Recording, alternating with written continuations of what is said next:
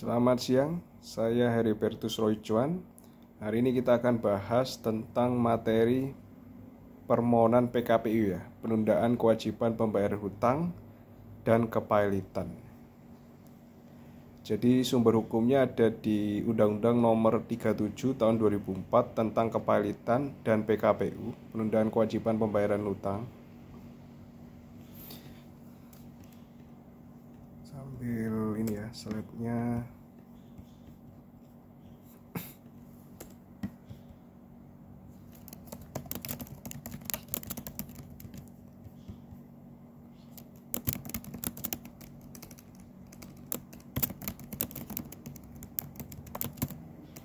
Sambil catatan saya siapkan juga.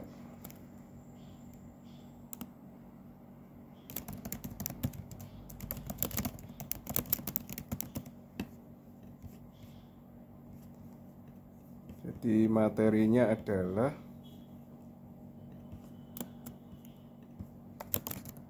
permohonan PKPU dan kepailitan.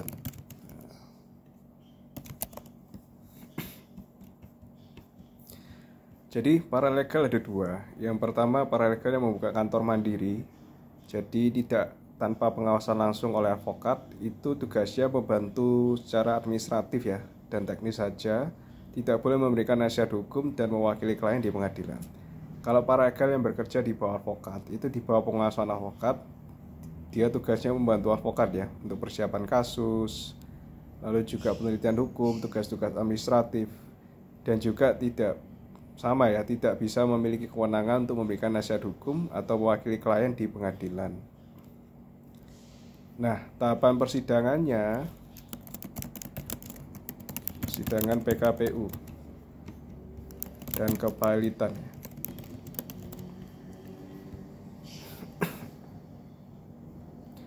Jadi inti dari PKPU itu debitur punya lebih dari satu kreditur ya. Nah, sudah lebih dari satu kreditur nggak bisa membayar ya. Nah, yang sudah jatuh tempo ini harusnya lebih dari satu kreditur yang tidak bisa dibayar dan sudah jatuh tempo. Ini dasarnya adalah pasal 222 ayat 2 Undang-Undang Kepailitan dan PKPU. Kalau kita bagi ya, yang namanya 3 jenis kreditur. Jadi ada jenis kreditur. Ada kreditur konkuren, kreditur separatis, kreditur preferen. Nah, untuk harta pailit ini tidak berlaku kreditur separatis ya. Ini aset-aset yang dijaminkan ke bank, nah itu gak bisa dipailitkan ya, tidak bisa jadi butel pailit karena sudah dipasang hak tanggungannya. Ini separatis. Jadi kreditur konkuren sama preferen aja yang bisa.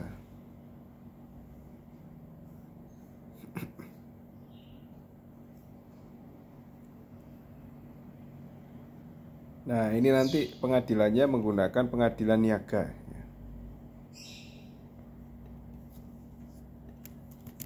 Pengadilannya adalah pengadilan niaga. Nah, debitur bisa mengajukan permohonan PKPU. Kalau debitur yang mengajukan permohonan PKPU harus melampirkan daftar uraian harta dan piutang, terus bukti dan rencana perdamaian. Nah, misalnya mau dicicil berapa kali, mana yang dijual, ini dibagi ke kreditur yang mana.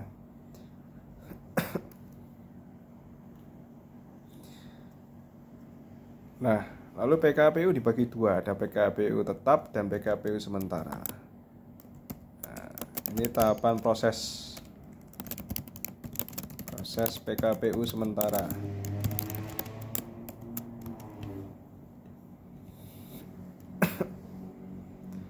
Nah, syarat-syaratnya diajukan ke pengadilan niaga. Nanti pengadilan mengabulkan PKPU maksimal 3 hari sejak didaftarkan. Cepat ya.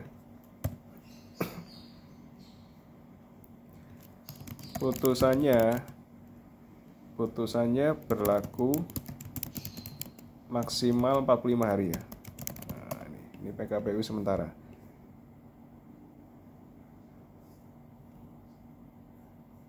Kalau tahapan PKPU yang tetap ya. Tetap. Pertama jelas ya, pemanggilan debitur dan kreditur.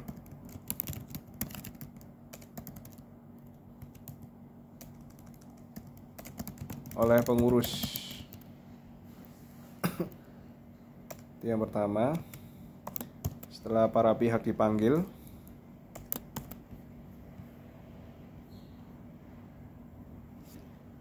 dilakukan sidang ya. Sidang dilakukan setelah pada hari ke-45.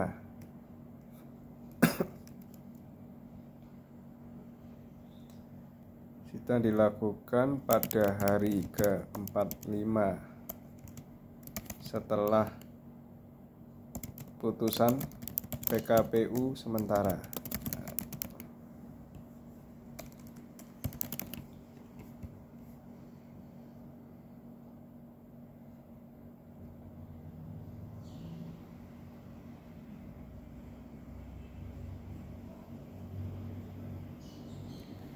Jadi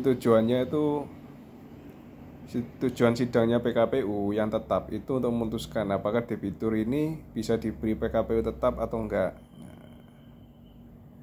Jadi kasih kesempatan pada debitur dan kreditur dan pengurus untuk mempertimbangkan perdamaian ya.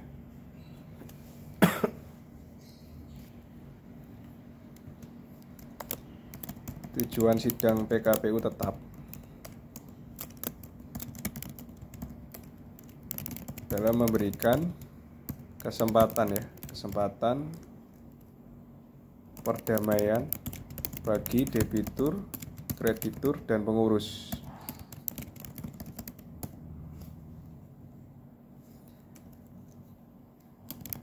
Apakah debitur layak untuk diberikan PKPU tetap ya atau tidak? Nah, ini ya. Itu tujuannya ya. Nah, kalau kita membahas rencana perdamaian, rencana perdamaian itu isinya adalah proposal ya.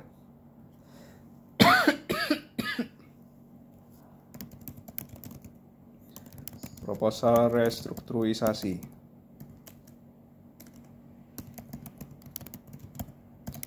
Utang dan bisnis ya.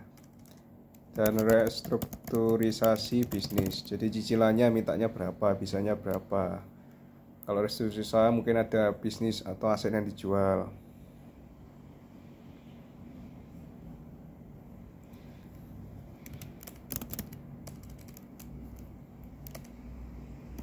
Harus disetujui minimal 51% ya, lebih dari setengah ya. Harus disetujui lebih dari 50% kreditur, konkuren yang haknya diakui di dalam sidang ya. Jadi yang haknya diakui itu di atas 50%.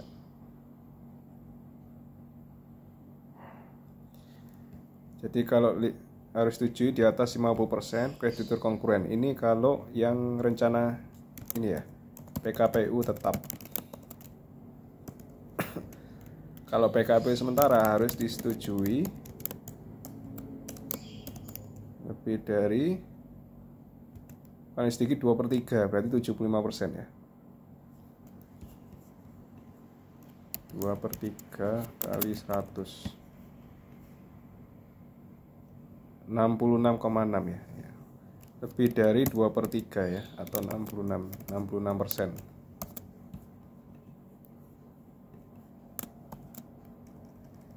Atau 66% dari seluruh tagihan yang diakui.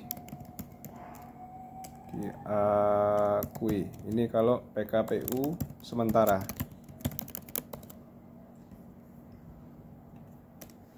Ya.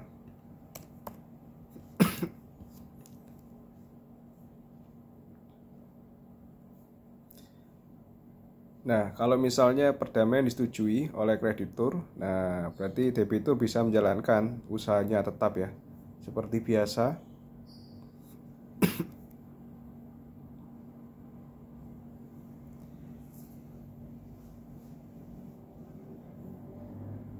PKPU tetap itu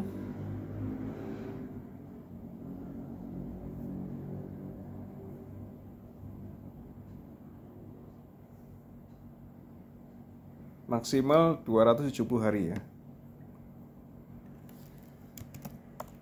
PKPU tetap maksimal 270 hari ya, sejak PKPU sementara. Termasuk perpanjangan ya. Termasuk perpanjangannya.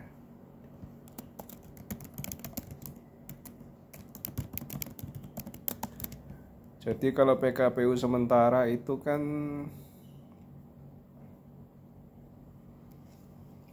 dikabulkan maksimal 3 hari sejak didaftarkan, lalu putusannya berlaku 45 hari. Nah, kalau PKPU tetap itu maksimal 270 hari, termasuk perpanjangan, gak boleh lebih ya.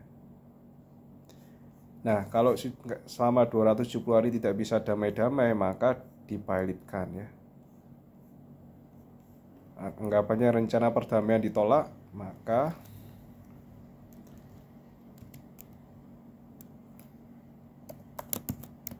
kalau rencana perdamaian ditolak oleh kreditur, pengadilan akan memutuskan debitur pilot.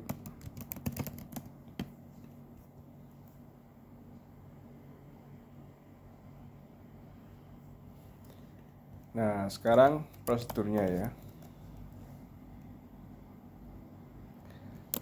Prosedur pengajuan permohonan pilot ke pengadilan niaga ya. Jadi pertama itu daftar ke panitera pengadilan niaga sesuai tempat domisili debitur. Jadi sesuai domisili kotanya ya.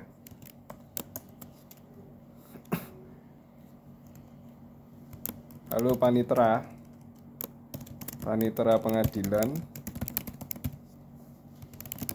dalam waktu 2 hari menyampaikannya ke ketua pengadilan niaga ya. Ketua pengadilan niaga.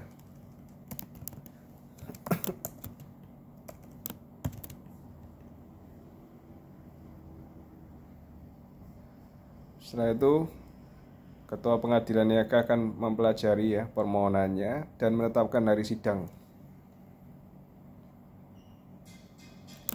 Jadi penetapan hari sidang pada hari ketiga ya. Kan hari pertama pendaftaran, dalam waktu 2 hari panitera menyampaikan ke ketua PN ya, ketua pengadilan niaga. Hari ketiga itu penetapan hari sidang. Hari ketiga penetapan hari sidang ya.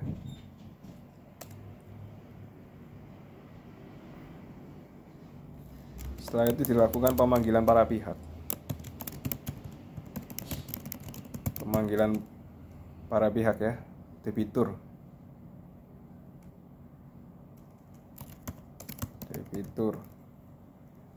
Maksimal paling lambat ya 7 hari sebelum sidang. Pemanggilan debitur paling lambat 7 hari sebelum sidang pertama ya.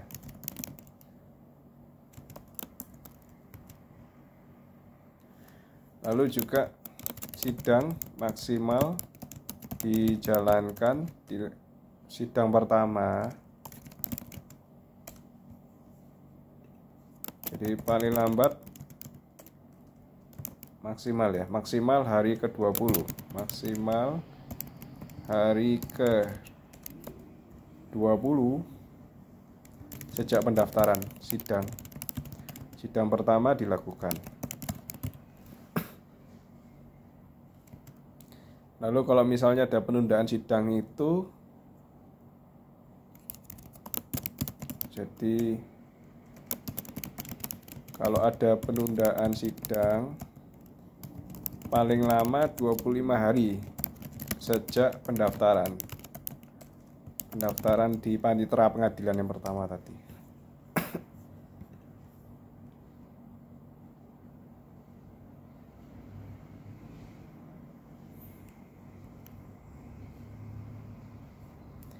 Nah, ada batas waktu juga. Batas waktu putusan pilot adalah 60 hari ya. 60 hari sejak didaftarkan di pengadilan, di panitera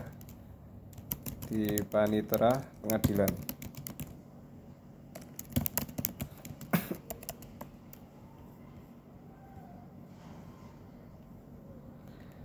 Nah, kalau minta salinan putusan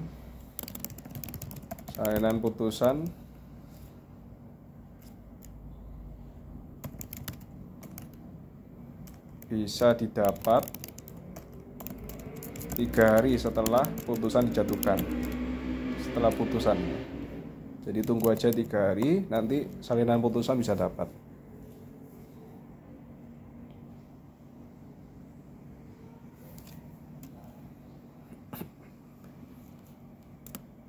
Nah, putusan pilot ini tidak bisa dibanding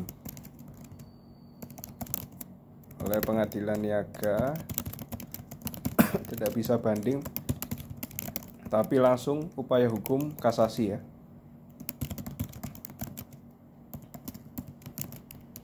Kasasi di Mahkamah Agung.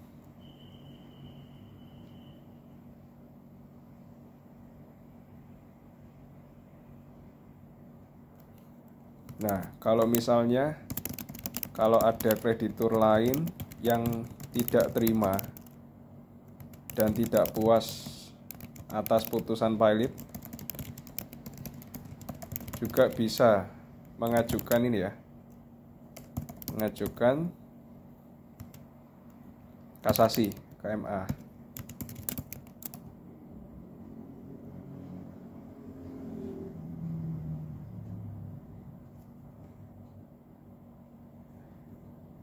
Kalau ada kreditur lain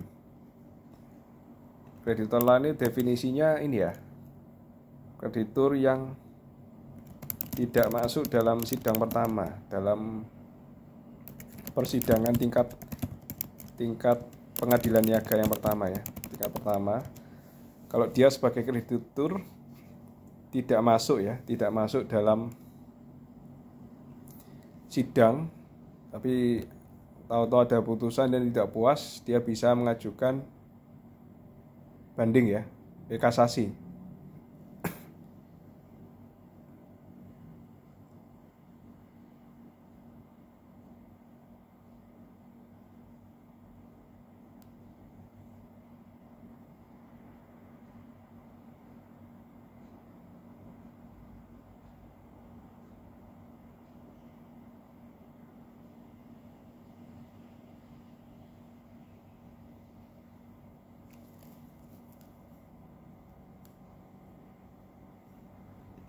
Nah, lalu juga maksimal 8 hari ya, 8 hari sejak putusan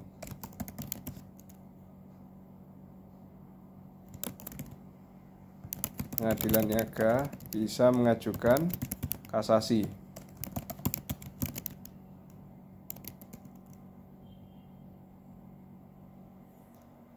Plus menyerahkan memori kasasi di hari yang sama ya.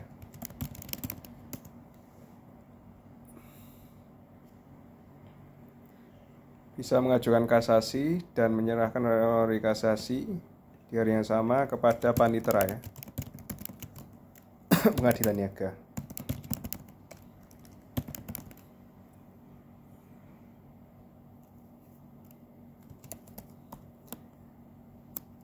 Lalu juga maksimal 2 hari kemudian panitera pengadilan niaga mengirimkan ya permohonan kasasi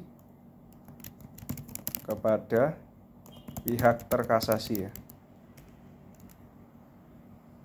terkasasi. Oke.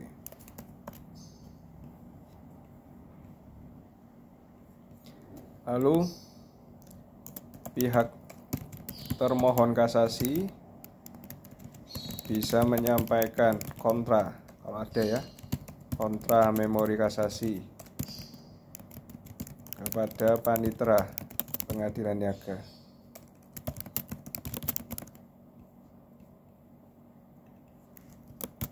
Maksimal 7 hari. Maksimal 7 hari sejak menerima dokumen kasasi yang disampaikan oleh panitera pengadilan ya, niaga.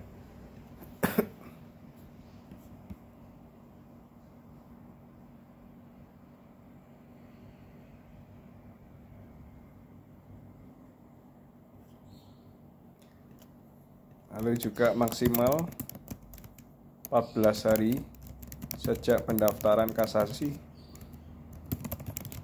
harus sudah lengkap.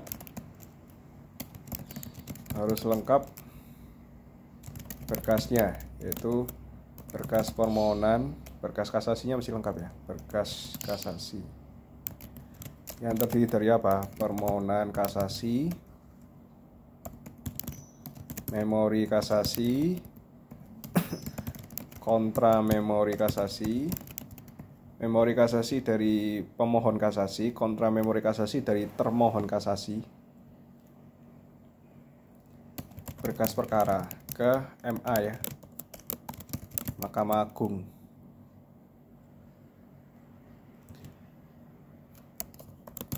Kemudian maksimal 2 hari kemudian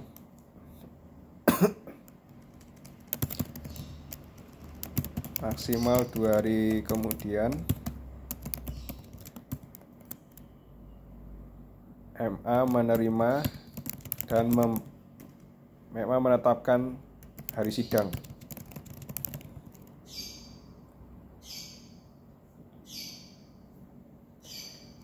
Lalu maksimal 20 hari sejak kasasi, sejak berkas kasasi diterima MA, sidang pertama dilakukan ya.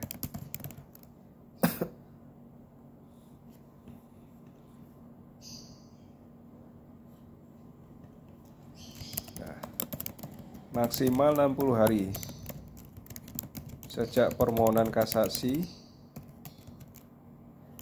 putusan kasasi sudah keluar. Putusan kasasi oleh MA, Mahkamah Agung sudah keluar. Lalu maksimal 3 hari kemudian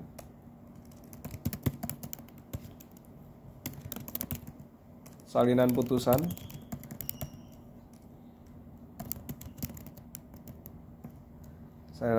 kasasi, maksimal 3 hari kemudian salinan putusan asasi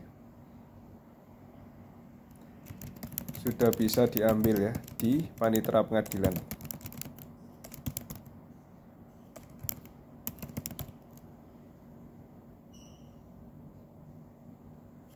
Sudah diterima oleh panitera pengadilan niaga.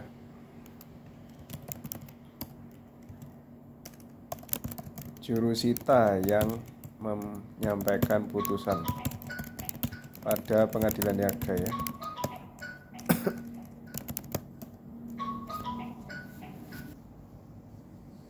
Oke, tadi ada telepon, jadi saya lanjut lagi. Kita tadi sampai ini ya, maksimal 3 hari salinan putusan kasasi sudah diterima oleh panitera pengadilan niaga ya.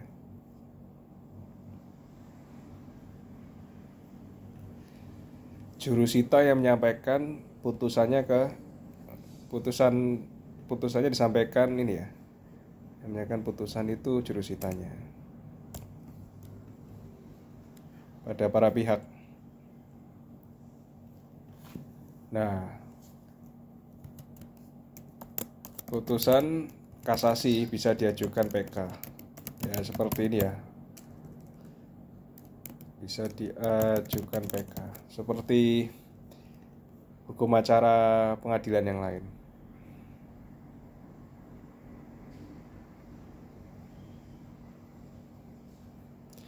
Itu materi tentang